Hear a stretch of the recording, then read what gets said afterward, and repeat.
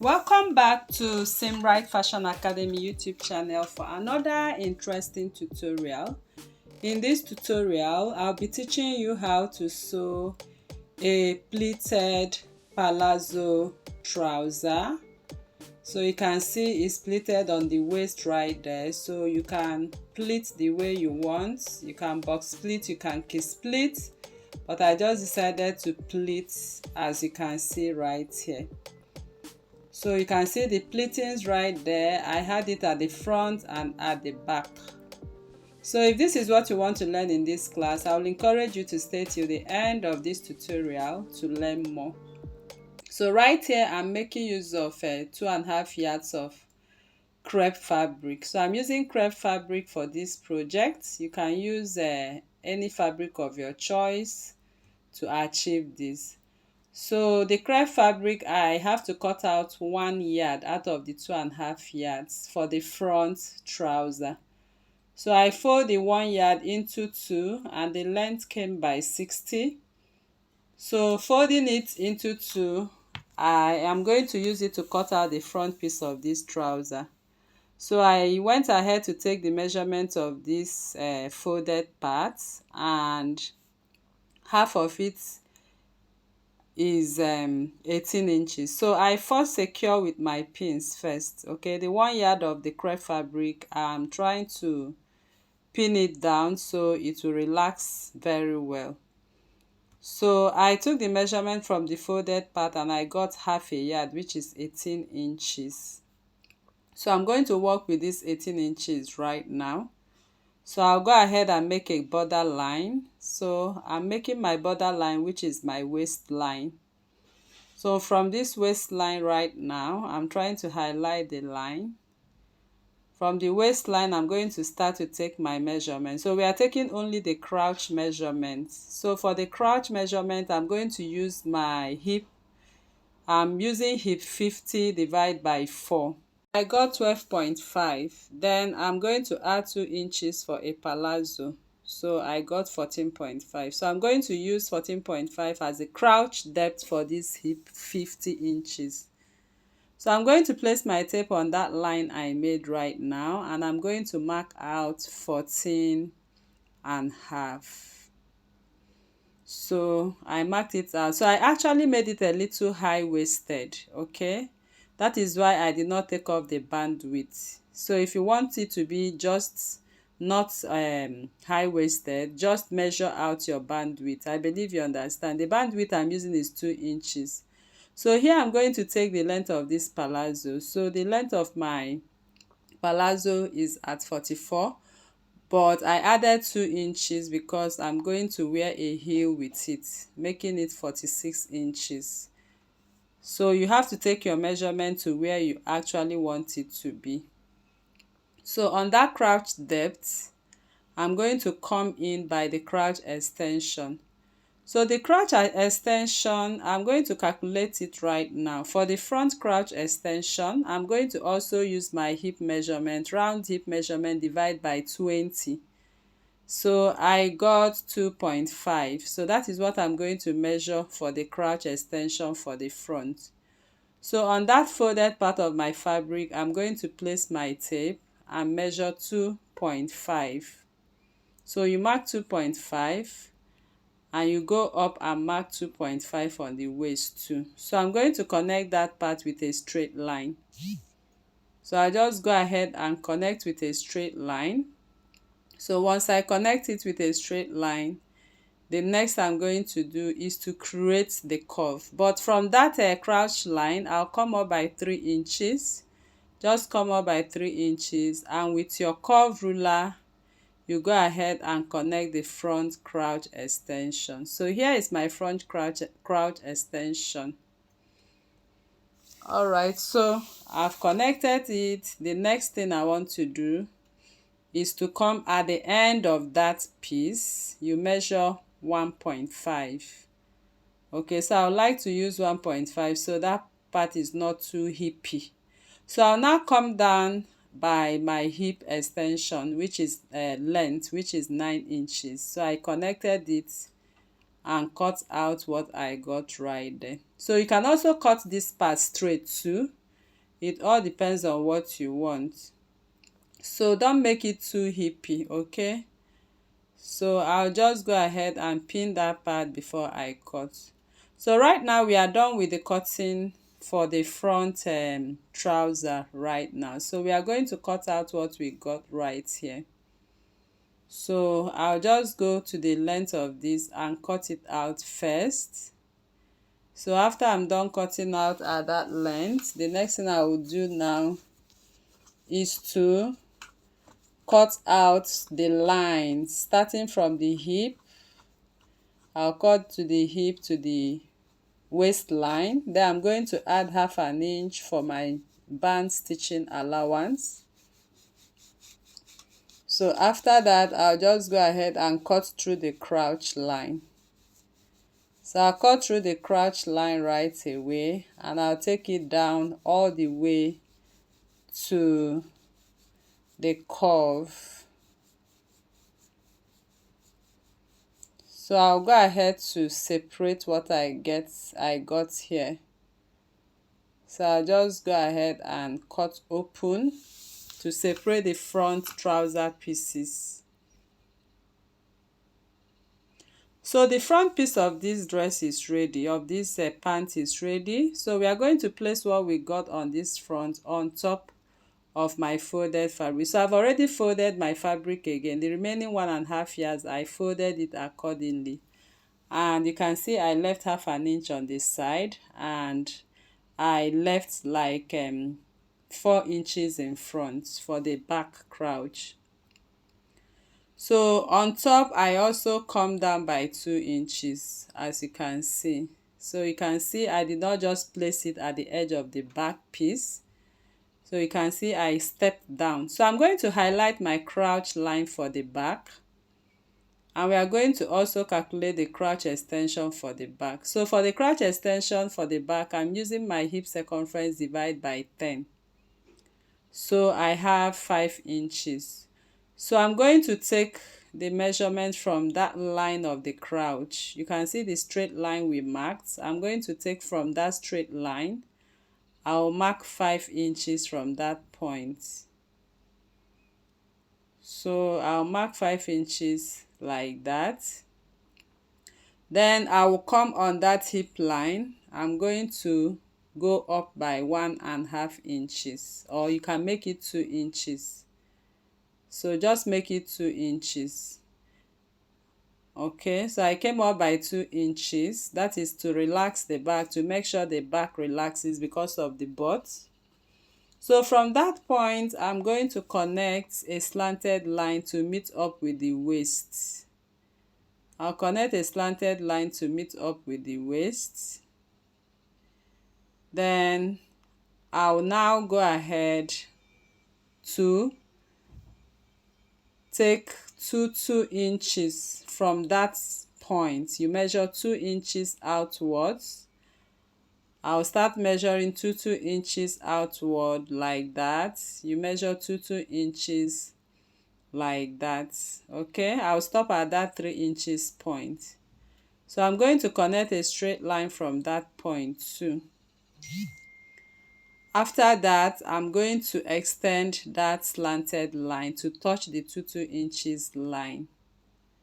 So next is to take the measurement of what we have at the front waist. But before we do that, just connect your curve for the back to meet up that crotch line. So next, I'm going to measure to 1.5 inches. Okay, I'll mark 1.5 inches in front of the trouser. 1.5 inches like that. Then I'll extend my line. So I'm going to rule my line from that point until it connects back to the crotch. So I'll connect it back to the crotch accordingly. Alright, so that is it. And the next we want to do now is to measure the waistline. So the waistline for the front has to be equal with the back. So you just put your tape there and measure all the way from the front piece like that and mark what you got. So that is where I got my measurement. So I'm going to connect from there to the hip line. So I'll raise the front piece up like that and then connect what I got to the hip line accordingly. So that is it, and we are done. So we are going to cut out the back piece right away, then we'll begin to join the trousers accordingly. So at the back or at the hip part for the back, I just came out by 1/2 inch. You can see the 1/2 inch which I came out. So I will just go ahead to cut out the shape of what I have on the hip parts like that. I'm going to take it all the way, add my 1/2 inch seam allowances, cut through the front piece, and then just take it all the way like that. So I'll keep cutting until I'm done cutting out the back piece.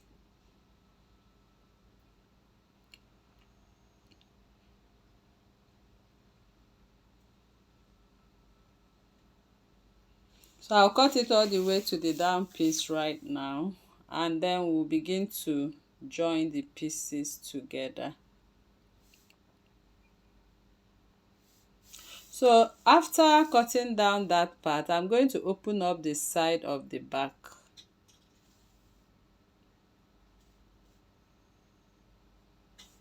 So I'll open up the side of the back because that side of the back I kept it on fold.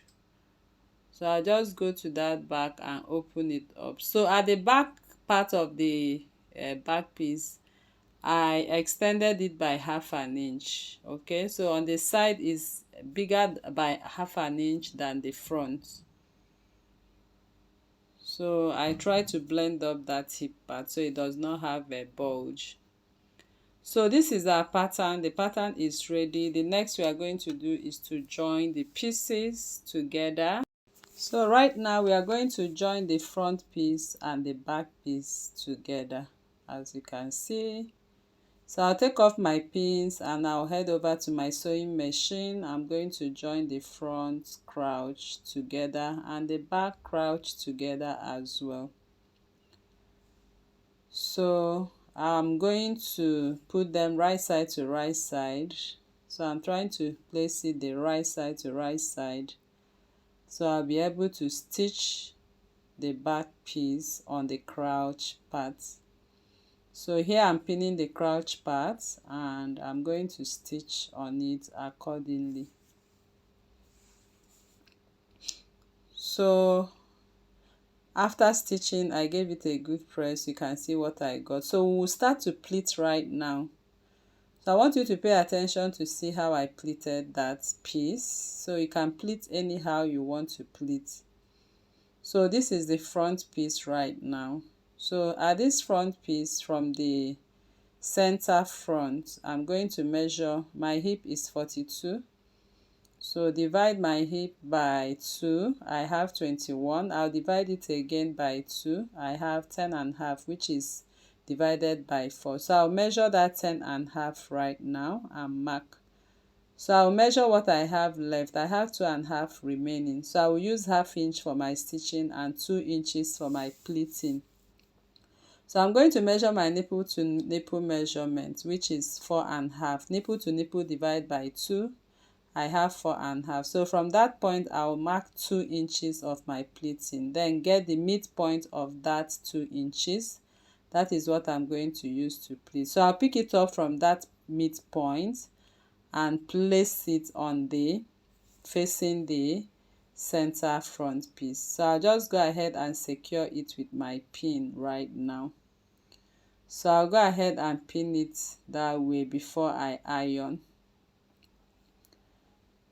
So I'll also repeat the same thing on the other side. I'm going to also measure from the center front, but before I do that, I just want to hold it down with my iron. So I'll just iron it a little bit. I'm not actually ironing it downwards. I'll just iron it just to the point of 3 inches above my crotch line. So I'll just iron it with my discretion. Just stop somewhere here.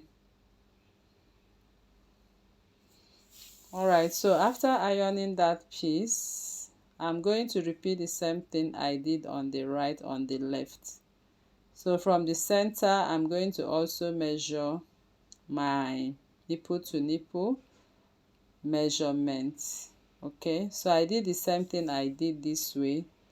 I have 2.5 inches remaining. So I'll measure my nipple to nipple, then measure towards the end of it 2 inches of my pleating, get the midpoint.